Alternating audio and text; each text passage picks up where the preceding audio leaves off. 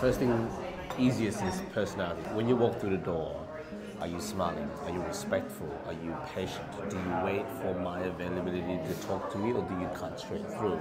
Do you introduce yourself? Do you shake my hand? Do you look me in the eye? Little things like that. Really, personality is the first thing. Are you a people person? That's very, very important. People person. The second thing is whether or not you've got experience. Now, the difficult part about this is understanding that most people who are looking for a job highly does not have experience, or they're not connected enough in the city to be able to have a job. That's why they're looking for a job.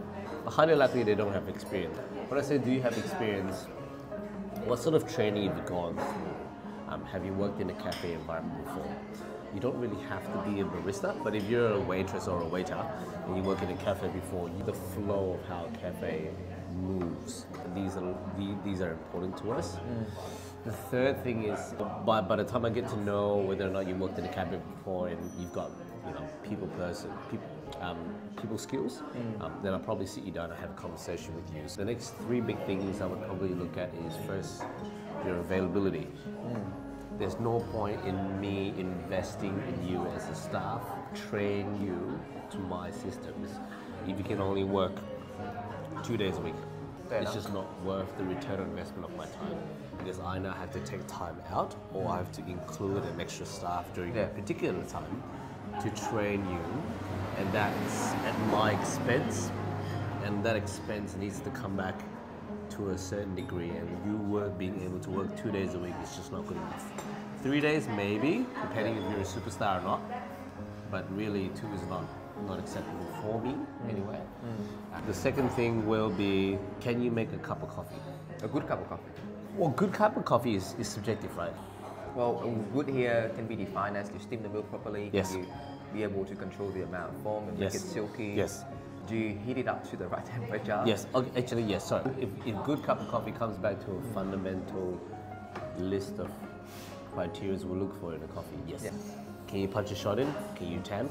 Can you steam the milk, like you said, to a good texture and good temperature? Sure. Yeah. And then here's the tricky part. When you say yes, I'm gonna get you to go behind a coffee machine straight away and make me a cup of coffee. See where you're at. So that means also you need to be able to perform under pressure. Because when you go into a cafe, you ask for a job, you're nervous. And at that moment in time, I put you to the test and I ask you to make me a cup of coffee based on what you've told me your abilities were, and that's why I assess you where you are, right? So if you can make me a cup of coffee at the end of the day, you pretty much have the job. Now the last question I would ask is, how long are you looking to work in my shop? The commitment. Are you a student? Are you on a tourist visa? Are you on a working holiday visa? These are the little things that are important. Now, tourist visa, you may be here for 3 months and then you're gone. Again, I train you out to be an absolute superstar, and then you leave me in 3 months. That's not something that I want to invest my time in. Cool. Working holiday visa, I know for a fact that if you're on a working holiday visa, you need to change areas of employment every 6 months. Something like that. Even if you're in the same city, you have to change employers. And that means I know that I would lose you in 6 months. Again, depending. Maybe for now you can help me out for 6 months, and then later on the cafe doesn't need you anymore. But again, that would be a barrier for me accepting you.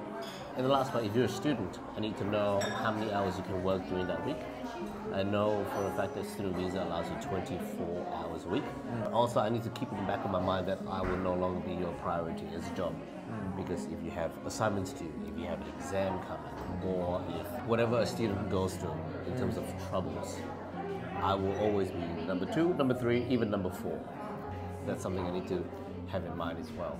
So if Anna ticks all the boxes, when can you start? Because some people, yes, I'm looking for a job, but I'm only available in 1 month. So that doesn't really quite help. But let's say you take another box, which is you can start immediately. Awesome.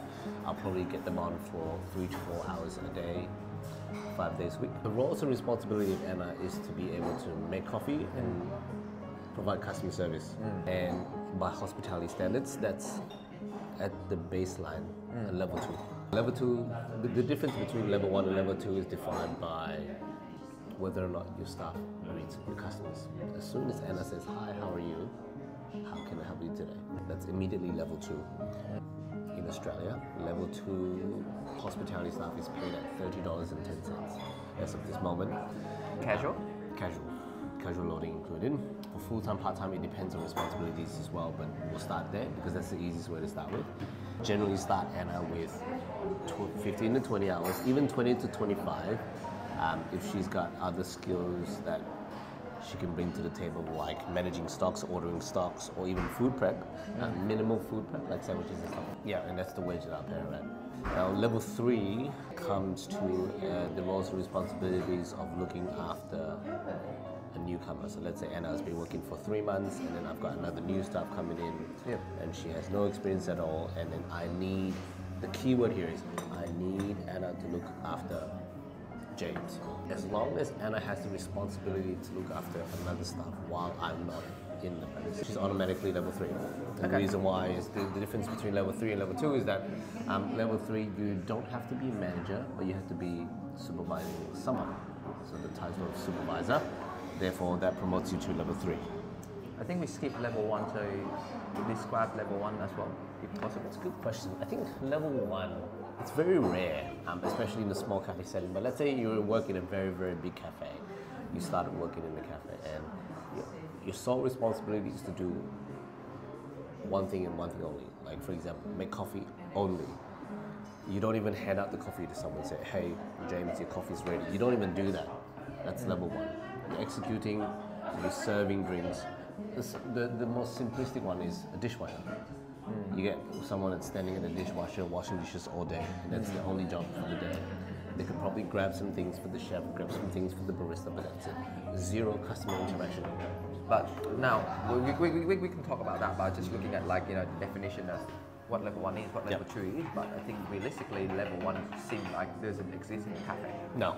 I mean, because most cafes that we know anyway are small cafes, which means any employee that comes on immediately is required to interact with the customer at a certain level. Exactly.